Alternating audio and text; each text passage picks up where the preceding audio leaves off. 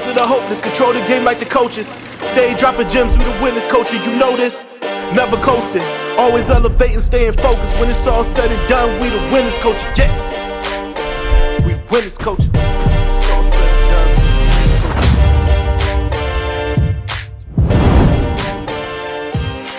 done. What's going on, y'all? And welcome to another episode of the Winners Culture. It's nothing new today, man. I had to bring my man back. You feel what I'm saying? Man. Manny 215. How you feeling? I'm good, bro. I'm good. How you? How y'all? I'm doing all right. Blondie, what's going on with you today? I'm chilling. It was a good day. I can't complain. Blessed to be alive. Everything smooth? It was smooth until it wasn't, but we here. I see the makeup lead. Like, can you take us into the process? It was real hectic. It was real hectic. I feel you. So we got a lot to talk about today, man. Yeah. You mean There's always a lot to talk about when we link. Yeah, you feel what I'm saying? We like the crazy part about it is y'all didn't see this, but we did this interview before. and it didn't work out the way we thought because the audio got messed up. But I really feel like it happened for a reason. You know what I'm saying? Time is the best time. You know, we planning and God got his own plans. You feel me? So we just fall in line with that. No, for sure. I feel like a lot of things have happened, especially for you. And actually, let's do this first. For the people who don't know Manny 215, can you tell them a little bit about yourself? You know, an introduction into yourself. Let's get into that before we get into some of the current events. Man, I'm a regular person like everybody else. You know, serial entrepreneur. Got a couple businesses. What I Wish I Knew Foundation, nonprofit, In Your Face Resources. Tell them what those things are, though. Yeah. The What I Wish I Knew Foundation, you know, it's a nonprofit I started back in like 2019. Based around like just taking a cap off our people's lands or opportunity. You know where we come from is like, you know, if we don't play a sport or can entertain in some type of way, we feel as though we can't make it out the hood. You feel me? So, you know, exposing people to like other opportunities to make it out with a subdivision on like helping formerly incarcerated individuals rehab back to society. And a lot of it's based around life skills, and that's the whole premise of like what I wish I knew. Just looking at stuff that I wish I knew at certain ages, you know what I'm saying, and just paying it forward. Okay. And your resource company, In Your Face Resources. Tell us about that. So In Your Face Resources, we a full service like business development company. So this will like really take up most of like my day to day. It involve like shooting content, meetings, and this, that, and the third, facilitating probably a lot of project management. But you know, we specialize in marketing and branding and basically helping our clients with their engagement with Gen Z and millennials through content and culture. Okay. Fire. So now y'all got a little look into who Manny 215 is a little bit. So let's get into it. And we forgot about the saying and all that. Right. You know what I'm saying? That's the bread and butter right there. The bread, yeah. Tell them about that a little bit. 215 a pro, you know, we just represent Philly through fashion, you know. Thousands of units sold throughout the city. But you know, we rebranding right now. To come back to do things a little bit more of the same, but a little bit different. For we want to give like our customers a better experience when it comes to shopping with 215. Okay, so the other day, right? I seen you a couple times, right? So it's two specific things I seen you at. The first thing I saw you at was at the mayor down at City Hall, right? Yeah. And then the other time I seen you wasn't in person, but I called you and I told you, you feel what I'm saying, about you speaking at the masjid, right? Yeah. So the one I wanted to get into a little bit first is and I kind of want to ask this to you too, Blondie, but I seen a lot on my timeline about what the church or the masjid or what religion role in the community is supposed to be, you know, especially at this time. So first I want you to, you know, tell me what you believe, you know, is religion role in the community, or tell the people what you believe and what you believe that role is. And then Blondie, I want to see what you say on the same topic. 100%. I think like faith in any aspect play a big part in our communities. You know what I'm saying? Because like faith is what governs us, especially when we connected to our obedience to God. You know what I'm saying? That's what kind of is going to govern what we do, what we don't do, what we say, what we don't say, things we indulge in, things we stay away from. So faith plays a big role, and my belief strong is that a lot of religions in this, when they talk about the characteristics, the mannerisms, like how a person should live, pretty much says the same thing all the way around. The difference in religions for me just come to how we view God, you know what I'm saying, and how we choose to, our position on that. That's where the difference really comes in. But when we talk about community, faith is a big part. You know what I'm saying? So what's your belief for the people who don't know? Oh yeah, for my belief, those who don't know, I am Muslim. You know what I'm saying? I took my shahada, alhamdulillah, in 2019. So currently, just like, I think like it's my fourth Ramadan. Yeah, my fourth Ramadan. Because my first one was in 2020. Blondie, what about you? Like Starting off deep today. yeah, you feel what I'm saying? There's a couple of things we got. It's a lot going on. I think that faith is important in our community, but I feel like it's important in every community because it, in a sense, is what creates a community. You know. Why you feel like that? Well, because like Manny said, there are guidelines and practices and just a higher way of living, like something to look up to, like something to strive to be better at or feel better at, you know? And when you have other people that also follow that, it's easy to stay on track. Okay. I feel like the part of religion, like for myself, I grew up Christian. And the type of Christian that you too. I grew up Christian. You grew up Christian too? Yeah, like my mom still a priest to this day. My family got a church, biggest day down North Philly. Word? Your family got a church? 29th and Dolphin. Wow, that's crazy. So it was a Christian church? Yeah. I used to sing in the choir. You used to sing in a choir? Yeah. Wow, little boy had Manny. I used to have number one cut in the front row. Wow, that's crazy. What you sing? Number one. Like, you mean you got a favorite gospel artist? It's crazy. Like, I don't think I got a favorite artist, but like my grandma, like she passed away, but like, I used to, whenever you walk in my grandma's crib, like she kept the radio on the gospel station, like, so I was just growing up just hearing a bunch of different songs.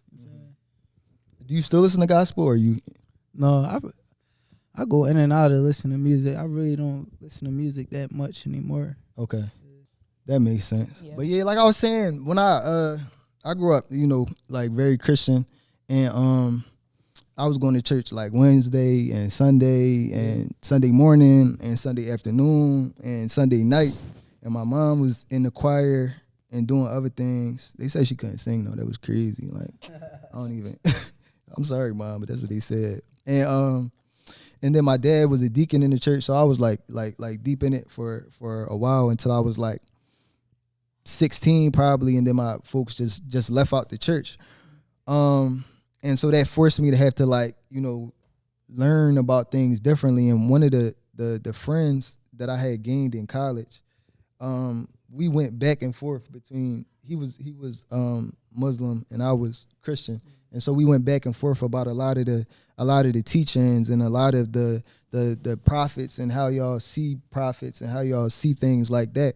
And so it really struck me the other day hearing you speak at the masjid. You feel what I'm saying? Can you talk a little bit how you ended up speaking at the masjid and what you were talking about? Like, Alhamdulillah, shout out to Tone Poe, holding it down at Philly Masjid, also known as Claire Muhammad. He reached out to me like before Ramadan, like last year, Tori Wyatt was there, and he facilitated something for us to do like a intimate iftar situation with like the youth that's there, because it was like a real influx in like youth. You know, in Philly, like you forget how many Muslims is in Philly until Ramadan come. You know what I'm saying? That everybody garbed up, everybody wearing their izars, they thobes, and striving to be like, you know, the best that they can be.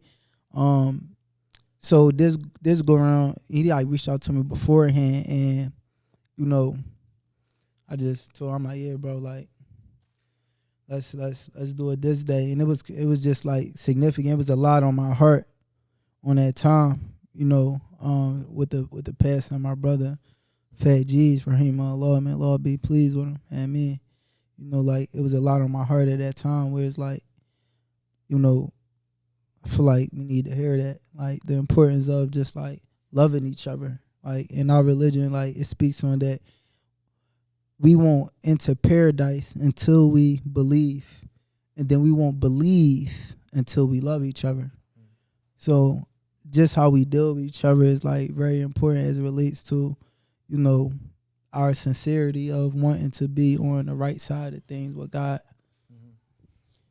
What you feel like is the, like, so like you said, a lot of the city is Muslim, and especially, you know, a lot of young people, they grow up in it. But you know, I was a teacher, and I'm still like, you know, an educator. I'm around a lot of youth a lot of times, and whether it be Christian or Muslim or just, you know, people in general, people don't have a really a great concept or know how to practice in a way that honors all the principles or the tenets of the religion. So like, as you know, as a Muslim and a leader in the community, what do you feel like is necessary to bridge that gap of love that you're talking about? Yeah, I think like, so what you said, just like the ignorance of the know-how, right? It's like we really gotta take time to learn what it is that we doing. Like Islam teaches us, like, you ever heard the expression that knowledge precedes speech and action. So the Prophet Muhammad, he gave a beautiful comparison of like a devout worshiper, like a person that's always worshiping, like, and always doing what seems to be the right thing. He said their likeness is like the stars in the sky, whereas the person who seeks knowledge, the scholar, their likeness is like the brightness of the moon. And we know without the moon, we wouldn't even be able to see the stars. So it's a testament, it's a parable on that knowledge comes first before we can get to a point of worshiping to be able to do what we need to do to be on the right side of things with God. So a lot of times, you know, it's just not knowing. You know what I'm saying? Like you know, religion is real like individual. You know what I'm saying? It's like your personal relationship with God. Like we all know truth when we hear it, see it, and feel it like that. It hits us. It's innate. You know what I'm saying? And, you know, we get held accountable for what we do with that truth. Mm-hmm. So, you know, for every individual must seek truth, must first, you know, adhere to truth when they hear it and submit to it if and only if, like, they want a good relationship with their Lord. Mm-hmm. And, you know, that's why I think it started at just wanting to be sincere with God. You know what I'm saying? Like, I want a sincere, good relationship with my Lord, and that's my priority over everything else, even how I feel. You know what I'm saying? Because it's a lot of things, like, especially in Islam, like I said, I took my shahada like 5 years ago. Like, it was stuff that I had to unlearn. It was some stuff that was easier to adapt to than others. You know what I'm saying? And, you know, I couldn't look at it as like, oh, I don't agree with that, so Islam is wrong because I don't agree with me doing that in my life and that being a part of my life. I had to look at it and say, that's right. It's wisdom in that. Let me adjust myself to that. You know what I'm saying? Like, I got to adjust myself to the religion, not the religion adjust to how I feel, and then I'm Muslim when it's so-called beneficial. You know what I'm saying? And when that becomes hard, what do you do? Like You gotta pray. that's You got like that's your answer. Can you like what's some of the things like something that was difficult for you in your practice? Something that was difficult with me was like really coming in and like understanding like women, how I deal with women. You know what I'm saying? Like I went through a long period, like when I first took my joint, like of like not having sex. You know what I'm saying? Of just striving to want to be right. That's hard. Right. You know what I'm saying? That's not easy. That's hard. You know what I'm saying? Right. Like sometimes, you do it to your own self. You go right there and then you gotta turn around like, why even come this far? Right. You feel me? But it leads you to obedience. You know what I'm saying? Yeah. So I feel like I think that's a tough or hard tenet for any, you feel what I'm saying? Because like you said, Christianity, Islam, all the discipline aspect. Mm-hmm. You feel what I'm saying? The discipline aspect is a very difficult piece. So like, and y'all could answer if you want to, if you don't. But did you have any experiences that let you know, like, like to you God is real, or like had a time where it was like you really felt a connection with God, that you felt like, I know that I'm doing the right thing by being disciplined. You feel what I'm saying? Yeah, man, that's a real good question. Like,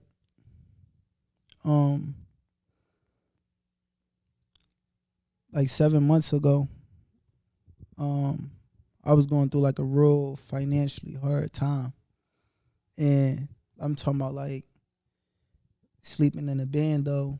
Like days I got my son, I gotta go be at my folks' crib, all that, like no car, middle of the summer, walking around the city. I'm still grinding, doing what it is that I gotta do. And like with me, when I get into like real times of like confusion, you know what I'm saying, or some type of hardship, Islam teaches us that the Quran is a guidance. Is a guidance for those who fear their Lord, and it's a criterion. Like it'll show us right from wrong and what to do.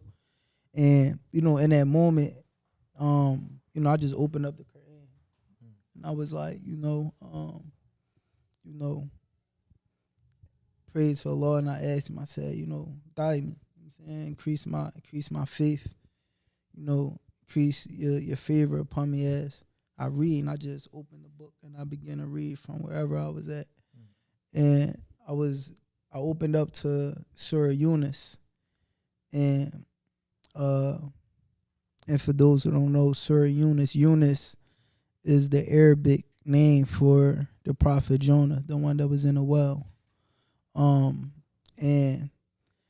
in this surah, in the beginning, Allah began to speak on the affairs of people in our heart when we going through different times. And he spoke on like how the non-believer, when they go through a rough time, they act as if they never had a good day ever in their life. You know what I'm saying?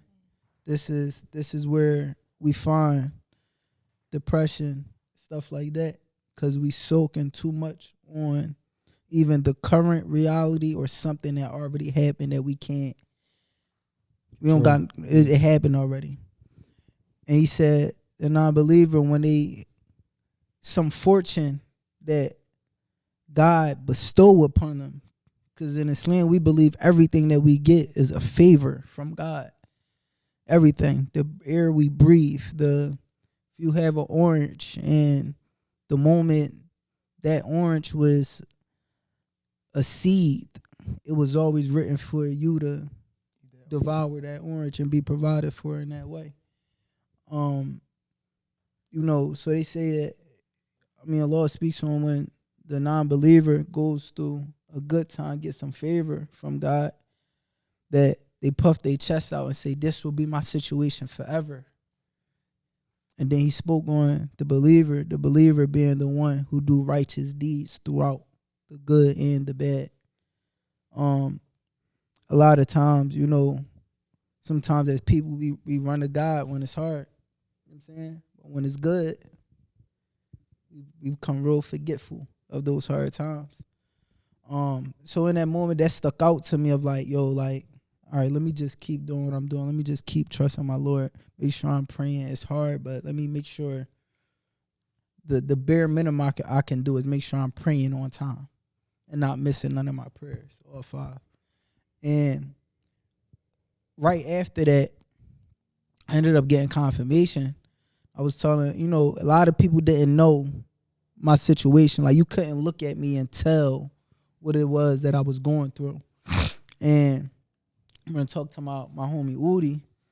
And I wasn't even going through, I mean, I ain't go through like, I ain't go in detail with him, but he like real close to me, so he can see. He's seeing the transition.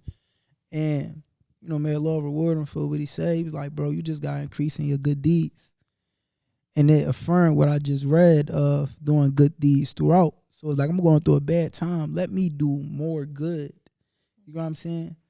To show my faith and my belief and my trust and reliance on my Lord. We look at the prophet Ayub, which is Job in the Bible. What he went through a very, very trying time if you read his story. But what did he do throughout all of it? He still worshiped his Lord. Mm-hmm. So, you know, that was real significant to me. And at the end of it, you know, going through everything, we promoting the event didn't go right. And then, you know, subhanAllah, what led me to even being in that financial hardship was from me not receiving a grant that did our tour from when we did this interview. Mm-hmm. Like, I was literally financing that joint by myself. And then it put me behind the 8 ball. One thing led to another. I lost my car. Then but, you know, no guns on, that stuff happened. I'm getting notoriety. I'm selling my shirts and all that. And now it's not hot no more. It's cold. I can't be outside making money like I was selling 150 shirts a week. You know what I'm saying? That was keeping me on my feet and paying my bills and my rent at my crib and all that, making sure I was cool. I ain't had it no more. So now things slowing down. I'm getting behind on rent. You know what I'm saying? Trying to figure other stuff out. And the money that I didn't get from that tour, like literally at the end of our event, at the end of August last year, like I want to say like 20,000 hit my account, like all in the same week from like 4 different places. I'm like, Allahu Akbar. How many good deeds did you do, good brother? I need the number. Like, and it was right on time. Like, I'm talking about, like, you know, I'm hearing it from my son, mom, like, school coming up, and I'm not really, like, I'm going through what I'm going through, but I'm not all the way presently there. So I'm like, I'm not really that involved with his enrollment in school, and then he also needs stuff. So it's like, I'm hearing that, and just like my team around me, like they not putting no pressure on me, but I feel the pressure because it's people around me that's invested into the vision. And it's like, I pray all the time for God to give me more just so that I can provide more. You know what I'm saying? I don't even have a financial goal within business. I have an employment goal. Like, I want to employ over 1,000 people. I know if I employ 1,000 people, I'm good. You know what I'm saying? But like, all of this happening and everything came right on time. Like, all I had to do was be patient and not complain, walk through it. You know what I'm saying? Still strive and pursue. You know what I'm saying? To be able to come out on the other side and say, Allahu Akbar. That's a powerful. Beautiful. Yeah, that's about. I was about to say it's real life though. Right, that's a powerful story. Like, and all of it. Like, for me, it's just it's God. You know what I'm saying? Yeah. Like, it's like, you know, and like I know, I ain't gonna assume your religion, but I know, like, you Christians, like, when I use the word Allah, the name Allah, I don't want it to be confused as if I'm talking about a God that's different from the one you may believe in. Because when you look at the language that Jesus spoke, he spoke Aramaic and he called God Allah also. Mm-hmm. So when we say the word Allah, we're speaking about one God. You know what I'm saying? Yeah. No, that's really powerful. And like to, go back to the story that I told a little bit before about me and my homie, about him being Muslim and me being Christian, and the realizations that I had in our conversations. That was one of them. And a point that brought us together even more was the stories like that, like stories that where we could both say that I know God is real. You feel what I'm saying? One time it was me and two of my other homies, and we was in college, and we was coming back to campus late from somewhere. Like it was late, like 2 a.m., 3 a.m., driving up Bloom. You feel what I'm saying? And we was driving up Bloomsburg, 2.5 hours away from the city. I don't know if we was in Philly or if we was at another college. We was just around so much, I don't remember. You feel what I'm saying? My man was driving the wheel, and it was late at night. It was nobody on the road. And you know how when you on the highway, the road curve, like it show you the chevrons, them arrows that all go like telling you, like, turn your wheel this way. You feel what I'm saying? My man did not turn the wheel. Like, we was going into the curve, like the car going straight. The curve is a curve. We was going into the curve. I'm seeing the arrows. I'm chilling because I'm like, maybe he got a plan. Like, you feel what I'm saying? Like, maybe it's a plan to be had in this situation. Bro did not have a plan. Bro was asleep. Like, I looked to my left. He's asleep in the driver's seat, bro. Oh, so now I'm like, what am I about to do? Because my other man sleep in the back. He's sleep in the driver's seat. I'm in the passenger seat. I see the car going into the cement wall, into the arrows. I'm thinking it's over, bro. Like, it's just over. Like, I don't know. Like, the car, we going 70. It's on the highway. You feel what I'm saying? We was trying to get home in a hurry. Bro, the car smacked the wall dead on. Like, dead, went right in the wall. The car spun out across. Like, so if it hit on the left, we spun out and hit on the right. You feel what I'm saying? So hit the wall on the left, spun out and hit the wall on the right. Yeah. And that's how the car stopped. You feel what I'm saying? In that time, I thought I died. You feel what I'm saying? Yeah. I thought that's what I'm trying. That's what I'm listening. Like, what's the injury? Somebody better call Top Dog son. It said somebody better call Top, bro. So obviously when the impact happened, everybody wake up. We get out the car. There's no damage to the car. Like, no damage. There's no dent. There's no crack in the rear. There's no crack. There's no damage on the door. We hit the wall twice, on the left and the right. All of us was able to get out the car. All of us was alive. You know what I'm saying? In that moment, like, I had many moments. It's like many more moments. That sound like crazy, John. You feel what I'm saying? Yeah. It's more moments than I could count. But in that moment, I'm like, this is a miracle, period. You feel what I'm saying? Like, that's like a time where I could feel like so clearly what it means to be a believer, or what it means to have faith. So what do you feel like, or what do y'all feel like is the role of the church or these institutions that are supposed to be, holding the community up and stopping the gun violence? Or do you feel like it is not the church role? You feel what I'm saying? I think the community, in most cases, they do what they can, but like we were just talking about, everyone has a choice. You have a choice. Like, you can choose. So when you say everybody has a choice, like you can choose to lean into your faith and your religion and go to the churches and go to the masjid and ignore certain triggers in your environment. Or you can, lean the other way and give into your triggers, and, like, you know what I mean? And not to make it so simple, but it is, like we said, you have a choice. Yeah, and I agree. Like, I want to echo that. Like, there's like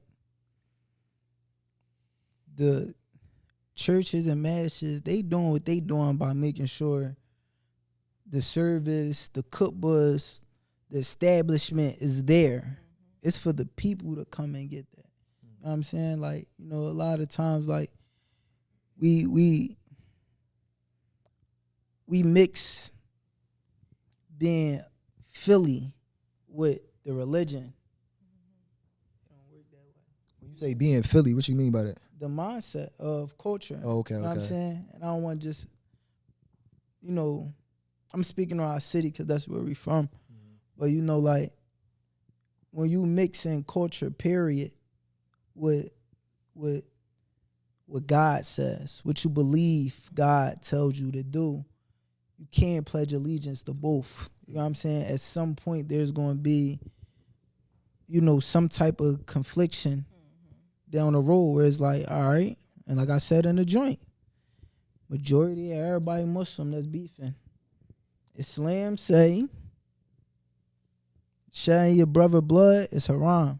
It's so deep. The Prophet ﷺ, right? He spoke on two Muslims that had an issue and one killed the other. And he said the one who killed the Muslim goes to the hellfire. Then he said the one who was killed goes to the hellfire. He said, like, why is that? Like, he was killed. You know, the Prophet, you know what he said? He said he goes to the hellfire too because he had intentions on killing his brother also when they fought. So when we understand that, this is what Islam says. So that clearly means I need to not be trying to kill my brother. If we got an issue, all right, we human, we may have an issue. Let's come back to reason, you know what I'm saying? Or I'm going to be on what the streets say. Oh, yeah, I ain't squashing nothing. Like, no. Like, at some point, you got to choose. And at the end of the day, God don't need us. Right. We get whatever we do, he going reward us or punish us for whatever we do. And that's just the reality. You know what I'm saying? So it's like I said, like you were saying, like, it's up to the people. Yeah, you know what I'm saying? a Like mindset. the churches and the masjids, it's not for them to go out and really be like in the streets. Like it will help. You know what I'm saying? I'm sure it will help. Like we can look at the role that, you know, the Nation of Islam play in the community. You know what I'm saying? Of like really like getting people off the corner and stuff like that. You know what I'm saying? Like, so that stuff can help. But again, it's still up for the people to make the right decision. Right. And I feel like hearing everything you said, I feel like I'm in the middle a little bit, because it's like the church or religious institutions, I feel like it's difficult to say, like, you know, I grew up Christian, so I'm gonna take it on a Christian level. For sure. Like it's mandates to treat somebody like how you would treat yourself, or like double on your talents, as in you're supposed to be a giver, like you're supposed to be of a charitable spirit, and those type things, and things that center around using your gift to help people. You have that gift for a reason, to help people. And so if the church is in position or is in the best position to reach those people, it's an obligation to do so. But then on the other side, it's like the church main obligation is to be a church, is to, like, you know, build believers in that sense. So it's like, how can you build believers if you're not meeting material needs, though? You feel what I'm saying? And then on the other side, it's not really your job to meet material needs. So it's like, how do you handle that situation? And so when you say material needs, what's that? Like, break down material needs. So when I think about material needs, I think about like clothes, I think about food, I think about money. I think mostly about money and economic opportunity when I say material needs, because we know that the church is also a very large financial institution in the black community. You know, it's a lot of donations, it's a lot of money that goes that way. The church is in a position to utilize it in a certain way. And certain, like in our history as black people, the church has played a significant role in civil rights, not just the Christian church, also, you know, both Islam and Christianity, and sure, has played a significant role in us obtaining the ability to be here today. And I think that happened because those people felt an obligation to the community. yeah. You feel what I'm saying? Yeah. Like, I feel like we don't feel, or it's easier to not. They was ready to die behind it either way. It's like it's like this. It's like, I love that you touched on that, because I think we can't put it all the way on like faith-based institutions. Yeah. But where you going, I agree with. It's like the concept I always speak on, like cultural preservation, right? It's like synonymous with self-preservation. Like, if all y'all get up and be like, yo, Manny, I'm about to down you right now. Like, I'm gonna try to get all y'all out of here before y'all get me. You know what I'm saying? Self-preservation. But we gotta also have cultural preservation of that sense of responsibility to our community. We always, black people's always, they, them, those need to help us. It don't work that way. Everybody is going to take care of them and theirs, obviously. You know what I'm saying? Can we partner? Like, if our views align, it's a human issue, can we come together and stand arm to arm? Yeah, but it's not no other culture responsibility to take care of us. You know what I'm saying? Like, each man feed a man, get a game to the babies. And I completely, like, and that's what I'm saying. And I guess it's to, in my mind, it's too much on the church, because the church it's a church on every corner. You feel what I'm saying? Like, it's a religious institution on every block. Massages everywhere too, man. Yeah, it's a masjid. You don't, like, Philly's so special when it come to that. It's like, I done travel. You don't, like, I done been in places, I got to look at the masjid. That joint probably 30, 45 minutes away. It don't matter where you at in Philly, you 10, 15 minutes away from a masjid. No matter where you at. And I feel like because of that, it puts an extra responsibility on the church's shoulders, because the opposite side of that is, like, I drive through and I see 15 churches and the community is still in shambles and the brothers still killing each other. Therefore, God doesn't work. You feel what I'm saying? Like, therefore, salvation can't be found there, because if it could, this community would look different. You feel what I'm saying?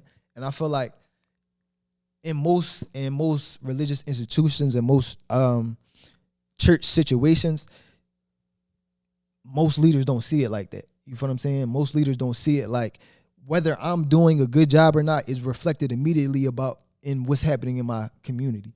You feel what I'm saying? I think, like, we gotta address culture.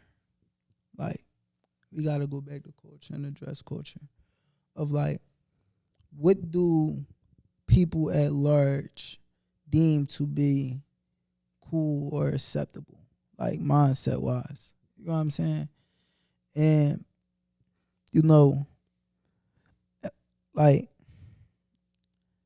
I just was talking to some people the other day, and I was telling them, like, everybody don't gotta be on Instagram getting a bunch of views and a bunch of followers.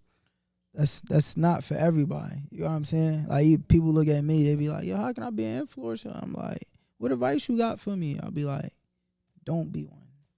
Like, it's a lot that come with it. You know what I'm saying? And it's like, when we talk about culture, what deems to be cool, the whole concept of, like, caring about your community has to be something that's made ubiquitous amongst our culture that we care about. You know what I'm saying? It has to be made something that, oh, that's okay to do. You know what I'm saying? Not like, oh, I gotta be super like this and I'm probably gonna get checked by the government if I be like that. You know what I'm saying? It's like, you guys just gotta care about your people. And our masses, when we talk about our culture as black people, we care when something happens. You know what I'm saying? Like, we care when something happened at large. But when we talk about the day to day, like we don't really care that much. You know what I'm saying? Like we don't really hold even like outside of like let's get out of like killing and all that, right? Business. A lot of and I'm a consultant. This is what I do by trade. Like I see it all the time. I literally have to break down sometimes to people and tell them the importance of hiring. This is economics. Hiring. Economics is a direct correlation to poverty. We keep giving away all our wealth. Our labor goes to where? McDonald's, Foot Locker, institutions, businesses, Amazon. That's not our people. So they going to get their money and they going to do what they got to do for theirs. But then we be in positions and don't want to hire. You know what I'm saying? We be in positions and alhamdulillah, any phase research, we produce good results. You know what I'm saying? We got a good idea of what we doing. The work that we do as it relates to the youth, we do good work. It's safe to say we know what we doing. But me, the person that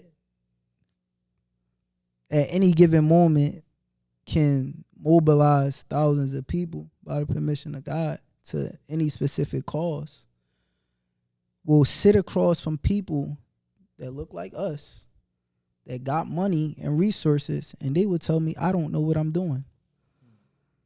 Would tell me, I'm not taking no advice from you. Would tell me, oh yeah, I'm not focusing on 18 and under as it relates to gun violence. I'm focused on 18 to 24. But it's all teenagers getting locked up, shooting up buses. These are teenagers, 18 and under, that's doing this. So we got to address even like how we deal with each other economically. You know what I'm saying? Like we get in positions and like it's now we create exclusivity amongst our own people. You know what I'm saying? Oh yeah, you not. Then once you get a certain amount of followers or something happens that goes viral, now the conversation like I was been saying this though. Why ain't you just listen the first time? And I feel like It's a level of coonery. No, my man broke it off. My man broke it down to me one time. We was having a conversation. He used to call it the chitlin circuit. You ever heard of that? no, I haven't. So shout out to Kev, man. He broke down the chitlin circuit. He was like, the chitlin circuit was something that I forget the point in time, but like, all right, if you think about, you ever see like The Color Purple? I seen a new one. I didn't see the new one. All right, the new one is important to what I'm saying because they go more in depth to like Suge, who Suge was, and the culture of the world of like black people in that time. You know what I'm saying? You seen like their entertainment and stuff like that, right? So bro, was like the children's circuit was like around that time where it's like black people couldn't really break through a certain barrier in the entertainment joint. You know what I'm saying? Like it was only a couple. You know what I'm saying? And he said, so the chitlin circuit started, where it's basically like underground entertainment.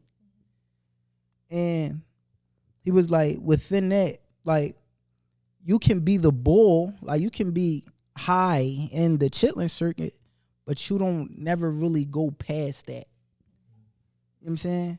And then what happens is people grow up in it, and then that's all that they know.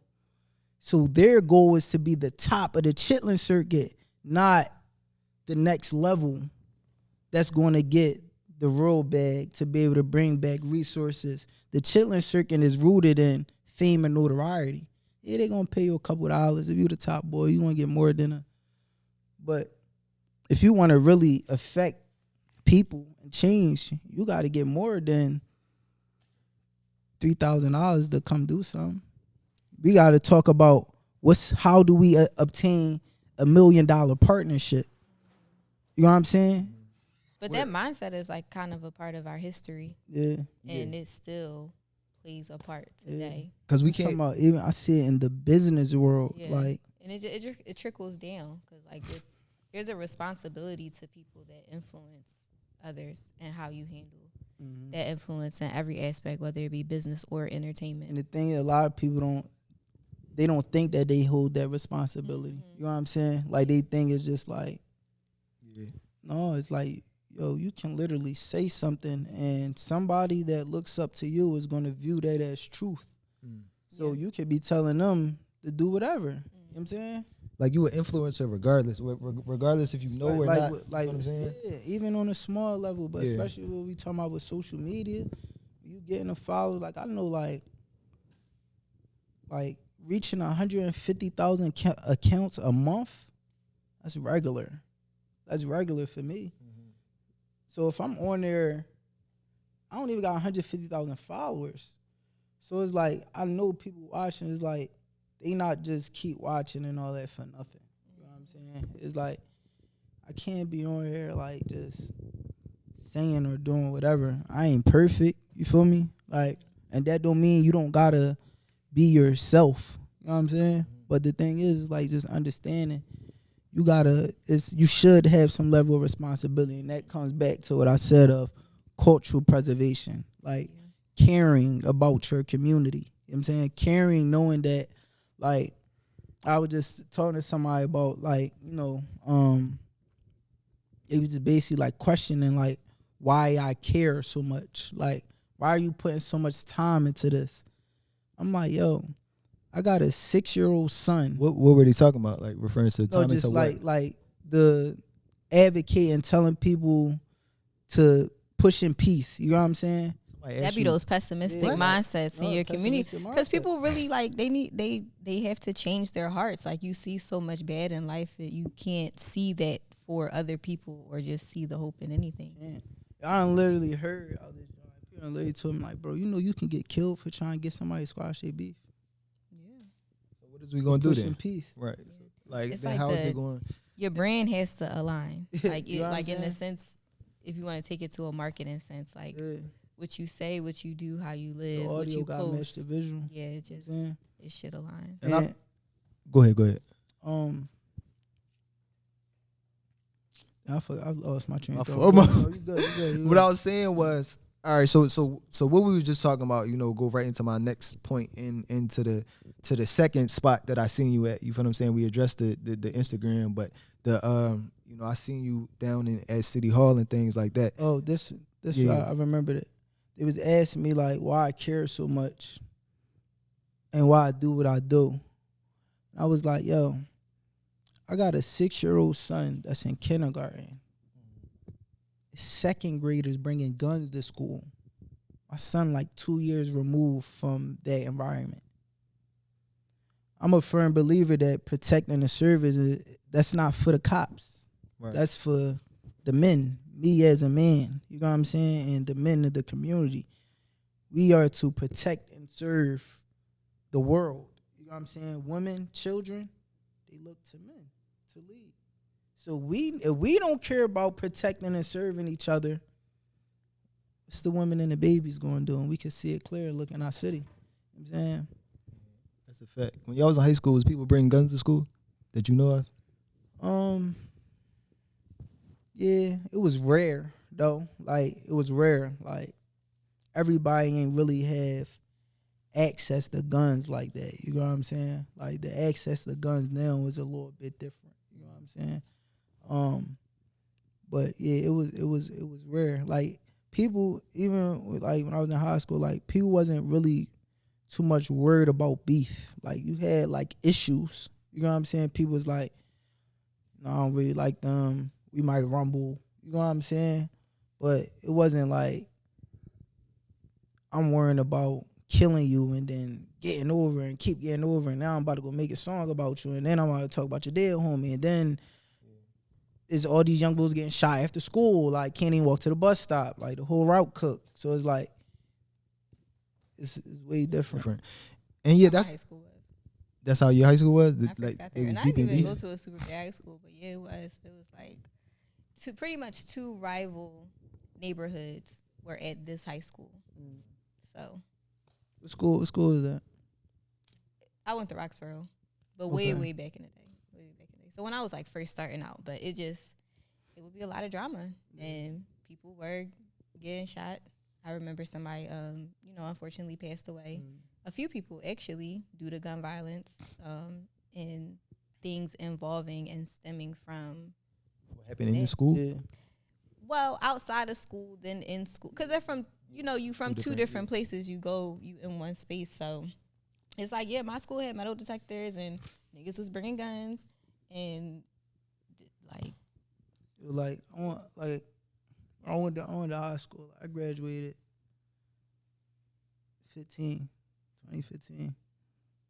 It was probably like it's like almost a decade ago, just less than 10 years ago.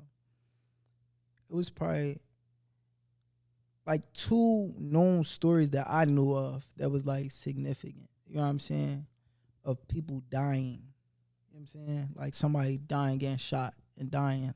Like, I was like, dang, that was crazy. Felt the way about it. Dang, that's nutty. You know what I'm saying?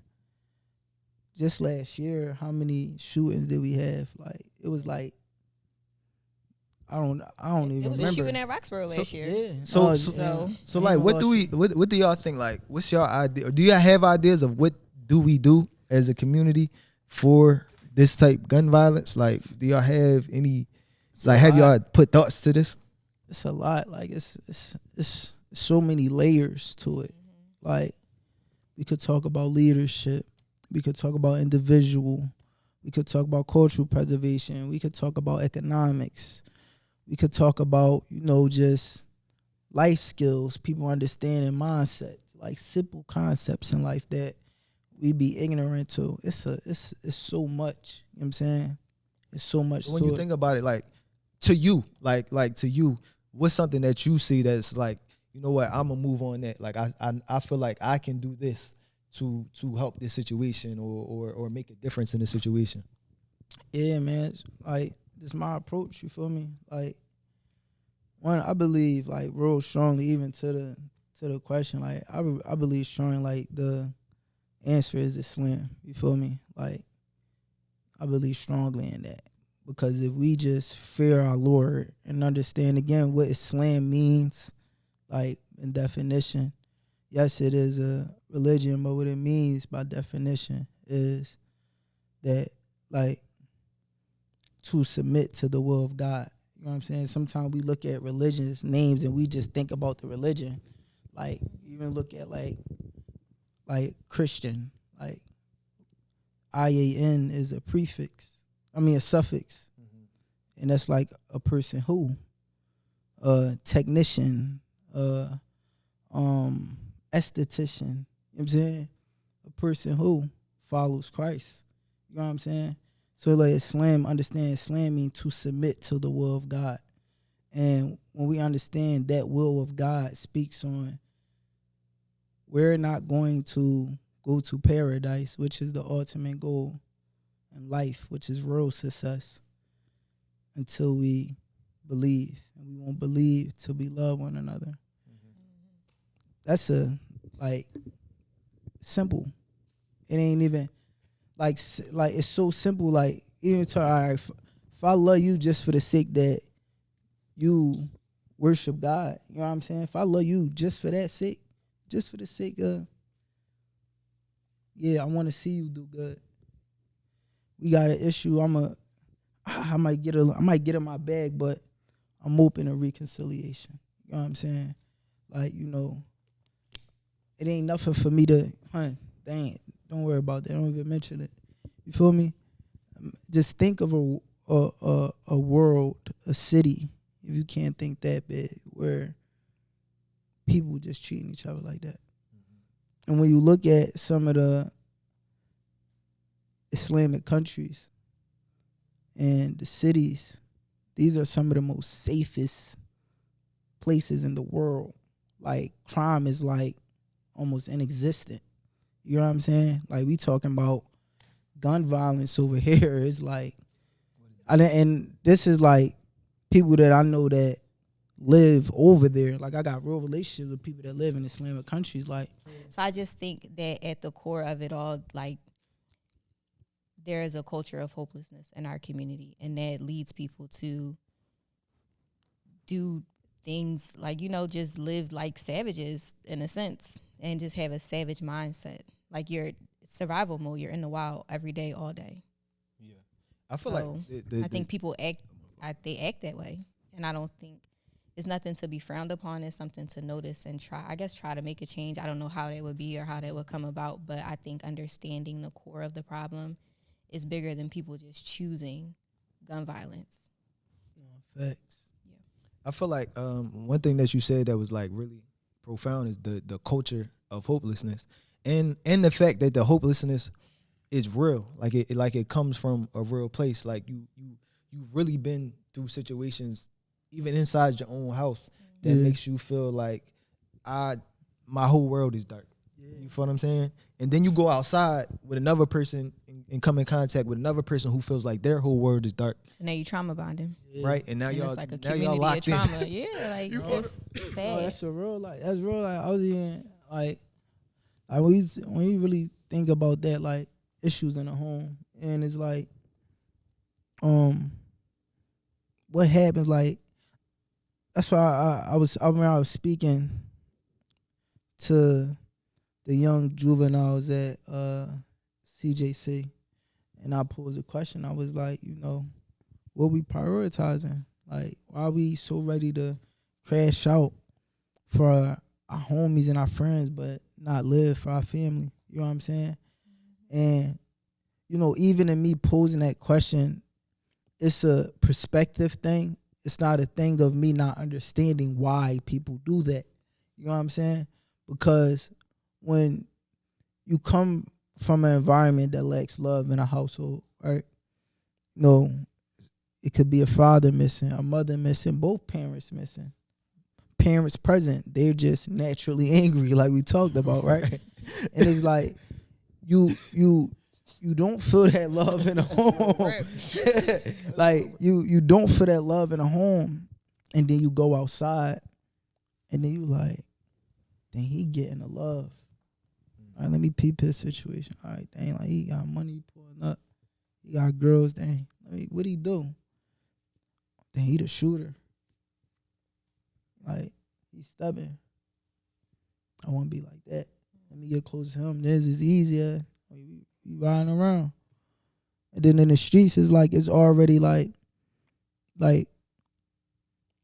whether it's verbally expressed or not, it's like when stuff going on, it's like if you're around, you got to be on that too. So it's like, dang, this where I feel a love at. So this what I got it now. Cycle. I'm it's almost I'm doing it for rank. Yeah. I'm doing it to fill this void, because as humans we don't naturally grow up and be like, I'm gonna be a killer. I'm just gonna go shoot niggas. Like, But we do naturally have a need for community. 100%, why and that's going- natural. So when you don't have that in the home, it's like it's easy to find it in the streets, and then you fall in line with the streets. And like I said, like when I talk on the gram, for I really just be trying to pose a different perspective out this genre. You know what I'm saying? Like, tell them like, yo, I know what it's like to have an issue and somebody saying they gonna kill you, they gonna down you, and you riding around every day thinking about this person. You like, yo, I gotta get him before he get me. You know what I'm saying? I know what it's like to be in that mindset. I understand it. I also know what it's like to,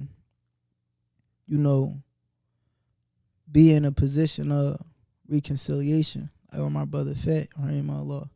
Like, it felt so good when we did it, right? Because Hold on. Before we get into that, like, can you like expand a little? So we seen a post on No Gun Zone. You and Fat together. You know what I'm saying? Talking about the situation, and so I just wanted to frame it a little bit. Rest in peace to Fat G's in the situation. Man, Lord. Biggest great spacious at me. Can you expand on, you know, how it came to that and your conflict resolution strategies? Yeah, man. I'm gonna keep it a being. Like, I can't even really take the credit for that. Like, outside of like just being open. You know what I'm saying? Being open to it. Like, you know, long story short, like, bro said something on the interview. You know what I'm saying? I'm with my man Fetty, and I'm like, the interview wasn't in, the post wasn't even up for an hour. And I told him, I'm like, bro, I'm like, call bro. You know what I'm saying? I want to rap with him. So you know, we had conversation. You know what I'm saying? I tell him, I'm like, bro, I agree with what you, everything that you saying, but I don't agree with this. You know what I'm saying? We can't push the narrative that it can't be no peace. You know what I'm saying? It's people that look up to you. We Muslim, you feel me? There's been instances in Islam where people squash beef. Saying the Prophet Muhammad, his companions, they was real men. They signed treaties. You know what I'm saying? You know, me and bro, we like agreed to disagree or whatever on the phone, right? So I make a video that go semi-viral. You know what I'm saying? Over 100,000 joints. And I'm addressing everything that I said to him on the phone in the video. You know what I'm saying? Bro then goes on, he makes a post like calling me names, stuff like that. So now I feel disrespected. And, you know, we never talked like then. It was just like, all right, you gotta see me. We gotta see each other. You know what I'm saying? And initially in my head, you know, I was like, you know, I wasn't in the right mindset. You know what I'm saying? So we see each other. We end up seeing each other. And this is why I say that I can't take credit. Because when we initially seen each other in the masjid, you know, I see him like, yeah, bro, like, we got rap. He see me like, yeah, what's up, bro? And I'm like, smiling. I'm like, no, bro, we got rap. You know what I'm saying? Like, so we end up sitting there talking. We talking to masjid, and it's me, him, Fetty. And, like, the conversation not going well. I'm getting angry. You know what I'm saying? Like, he not seeing where I'm coming from. He getting angry how I'm saying it. We in a masjid. We not even supposed to be dealing with each other like that. You know what I'm saying? Like, in my head, I'm like, man, I'm ready to sock, bro. You know what I'm saying? Fetty, the whole time, he like, no, yo, chill. Why y'all on that? Why he just kept saying, why y'all on that? Why y'all on that? Why you on that, bro? Why you on that? Woo, woo, woo. And then, you know, we leave. We end up leaving. You know what I'm saying? We go to the gym, and I'm like, so, bro, you can't be on that. Why you on that? You supposed to be conflict resolution, boy, and all that, woo, woo. And I'm like, bro, like, I'm still a man at the end of the day. Like, I ain't do nothing wrong. Everything that he said in that post, he had an opportunity to say to me on the phone. And then he's sitting across me telling me that he didn't disrespect me. So when I'm supposed to apologize and say I was wrong? You know what I'm saying? And, you know, bro, Fetty, he took it upon himself to, you know, call Fat. He talked to me, told me calm down. We worked out. He called Fat, and then next thing I know, Fat called me that same night. You know what I'm saying? We had a real conversation. Bro, my fault. We both apologized, bro. I'm out of pocket. You know what I'm saying? Like, I shouldn't even been on that with you. I ain't even look at how you could have perceived that video. You know what I'm saying? As me, like, coming at you. You know what I'm saying? When that wasn't what it was. You know what I'm saying? I'm just referencing because I know your video was something that went viral also. You know what I'm saying? I know how ignorant our people can be sometimes when it comes to messages. Whereas they can take that and they was like, oh, it ain't no peace, so what I'm doing is okay. These young boys dying and going to jail is not okay. You know what I'm saying? So, you know, after that, love you, bro. All love for them. It's crazy, like, all a bit of what? We seen each other in Masjid Thursday. We supposed to link Friday. He ended up going somewhere else for Jumu'ah. That Saturday we linked up. We took the picture, posted it, prayed with each other that night. Sunday we prayed with each other that night. And Sunday night he was dead. You know what I'm saying? So, you know, the reconciliation part is very important. It's very, very, very important because, again, the hadith of the Prophet sallallahu alaihi wasallam when he spoke on the person going to the hellfire just for the intent of wanting to harm. You know what I'm saying? The intent of wanting to harm. It's like, I wouldn't, it's like, alhamdulillah, I played all I did. It's like, I don't even know how I could feel right now with bro dying and me having animosity on my heart for him. You know what I'm saying? And it's like, we gotta sometimes walk with a softer heart. You know what I'm saying? Our hearts be so hard, and it's like our egos get attacked, and then we can't hear. And it's like, you know, man, Lord really reward my brother Fetty. You know what I'm saying? Make this something that's heavy on his scale and his book of good deeds when you go stand before his Lord, Lord, man, me, because you like, bro was able to step up and do what a lot of people don't do in our community, which is say, y'all drawn. We not supposed to be on that. It's not going nowhere outside of that. Y'all need to talk. No, bro, you wrong here. Bro, you wrong here. A lot of people, they look at it and they just let stuff, they pick a side. You know what I'm saying? Oh yeah, I don't want no trouble with him, so he right. You know what I'm saying? What? It's crazy, Lil Kai from Jerome. He got a song and he break it down so perfectly. He say he the shooter, so nobody gonna tell him that he wrong. But everybody know he wrong. They gonna laugh and he gonna put it in a song. I know homies, they ain't never coming home crying in cell, but they be laughing on the phone. This is what we deal with. Why? Because men not standing up to say, y'all out of pocket. We not doing that. You know what I'm saying? Y'all need to look at it like this. Y'all need to, and then again, we Muslim. What y'all doing? Fear your Lord. You know what I'm saying? So what did it take from you to like soften your heart in that situation? Crazy, like,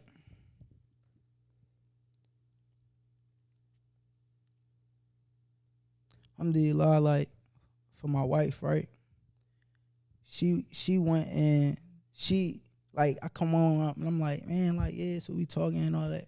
She know what's going on, because even when me and bro had a problem, it's like Step is posting it. It's on Philly Reddit, like, so a bunch of stuff. So it's like, she the one that put it in my head and said, yo, like, do you not understand how he could have taken that? I'm not saying that you was wrong for your position, but let's look at how he could have. And then I was like, dang. So it's off in my heart. And then I get the call from Fett, and he confirmed it. He like, yo, like, yeah, like, people was sending your post to me saying that you trying to come at me. Not, you know what I'm saying? Instigating. So now he like, hey, like, so they had me like on angles, like, bro. So it's like, we get influenced like in so many different ways. You know what I'm saying? That's harmful. You know what I'm saying? And it take, like I said, like, it take for people, you don't gotta have a bunch of followers on the gram. You know what I'm saying? You don't gotta be putting together an event to have millions of dollars and gun violence money in order to be a part of the solution. Just advise on what's good and forbid what's bad. That's simple. Any human can do that. No, that's really powerful, and I feel like we had we talked about a lot of deep things. This was a great joint just all around. I feel like I appreciate your honesty, your vulnerability. You feel what I'm saying in that situation. I think this will be the last question for the day that I want to pose to y'all, is that to the people in the no gun zone comments, or to the people just on the internet, or people in real life that feel like our situation in Philadelphia or our people's situation is hopeless, and that you know there's no way to be found, or the gun violence is doomed to continue, or we stuck in this cycle forever. What would you say to them? I tell them they tripping. You can't never lose hope in the mercy of God. You know what I'm saying? Can't never lose hope in that. Like, you know, even like, I've been making posts like talking about like squashing beef. You know what I'm saying? And people really been writing me that's really into stuff. Like, yo, I ain't look at it that way, bro. I ain't like, I want to squash this. You know what I'm saying? Like, we just got to stand for what's right. It's like, it's not going to happen overnight. Killing is not just going to stop. Everybody just not going to. Let's be realistic, too. Killing is not just going to come to zero. You know what I'm saying? This is something that's been here since, Adam and Eve. Like, you know what I'm saying? Like, this has been here since the beginning of time. So, killing is a part of our human existence and our experience here. And God knows best the wisdom of it. But when we talk about understanding how this stuff can get solved, the streets got to stand up and be men. You know what I'm saying? You got to really look at it. Like, I look in these spaces, I've been in these meetings, right? We seen each other at the marriage on. It's like, they gave out $100 million for gun violence. Dig the move. $100 million for gun violence. $100 million. People got millions of dollars to go against preventing and stopping gun violence to bring the numbers down. People getting paid like millions of dollars like to do that. You know who got the power to really do that? The same people putting the guns in the community. Not even that. No. The people that's beefing. The people that's beefing. It's $100 million out there. And people getting paid off of y'all beefing and y'all not. Y'all dying and going to jail, but y'all like, I ain't squashing nothing. Like, no, this to the grave. Like, this is just the reality. Yeah. It's 100 million people, and it's public information. You look it up. People getting paid. Like, yo, you know what they doing? A lot of them programming for youngins that's not in the streets, which is cool. We need that. You know what I'm saying? We need that. But who is? Like I said, the numbers dropped last year. I seen all these different community leaders and heads of organizations, posting their numbers, talking about they org. I'm like, ain't nothing get resolved. That's just so happened to be the number for this year. And the reality is a lot of niggas is dead and a lot of niggas in jail. Yeah, right. You know what I'm saying? But ain't nothing get resolved. Like the gun violence, it decreasing is, they're not beefing no more. So that couple, what was it, 400 last year? That 50 to 100 that one beef done influenced those 50 to 100 deaths, that's taken away out of that number. Then that one is squash. So that's taken in. So now we at 200 murders. That's when we talk about the gun violence being resolved, not programming and marches and stuff like that for youngins that's not in the streets. You know what I'm saying? And again, people that got the power to fix those numbers. And I'm just telling y'all, I'm gonna look at this camera. I'm gonna look at this camera. People are getting paid off of y'all beefing. They're getting paid to resolve beef that they don't have the say so in, but you do. So you can either, what Gotti say, stay street or go corporate. Them really the choices. I ain't squashing nothing. This to the death. And where your homies die, you probably die. Where your homies go to jail, you probably go to jail. Or you can get some money. And everybody live. And everybody can be out with their family and take their mom to the movies, to the grocery store, kids, park. You know what I'm saying? It ain't about, I'm not going to watch, be on P's and Q's no more. You know what I'm saying? Not about that. It's about the bigger picture.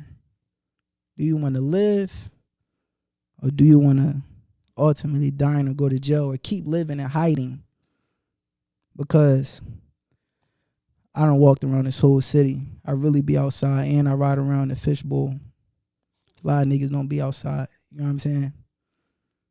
Quality of life. Choice is yours. I feel like, and I, it's crazy that you say that like that, because I forgot to touch on the point that when we was in the city hall, and it was me and you, and I looked around, and it might have been 5 young people in there, and I knew all 5. Like, yeah, I knew all 5. So me knowing all 5, I know it's shout out to the boy CJ Wolf, man, Motor Vision Studio. They was definitely in the building. You feel what I'm saying? So it's like, me knowing all 5, the people that y'all talking to or that need to be influenced, or just young people in general, aren't a part of this conversation. You feel what I'm saying? Because us 5 is not enough. You feel what I'm saying? Because it's the whole problem is happening within, like you said, 18 and under, or 18 and 24. Either one, y'all 50 and up people, no disrespect to y'all, is not reaching. You feel what I'm saying? Like, it's going to take the people that are feet on the land, like you said, that are really moving around, that really are building connections with these young people. It's going to take that money that you was talking about going to people or organizations or the actual poverty-stricken communities that are creating the problems. You feel what I'm saying? Mm-hmm. And because like that really it sparked like a thought in my head of like, if we had the chance to say something, what would we tell the mayor? Like, what would we tell Mayor Parker if the youth had a voice? You feel what I'm saying? As to what could make a difference other than, you putting the money into these programs or whatever. It's like, that's a cycle that's been in cycle. It's not working. You feel what I'm saying? We need that, man. We need them programs. What I think, like, a lot of organizations, and this is not theory, this is like me in conversation, being a young person that been doing this work since I was 22 for the past 5 years. It's not a lot of people my age in the space, especially when we talk about having some type of impact. That's a fact. We gotta get the young people a voice and a seat at the table. You know what I'm saying?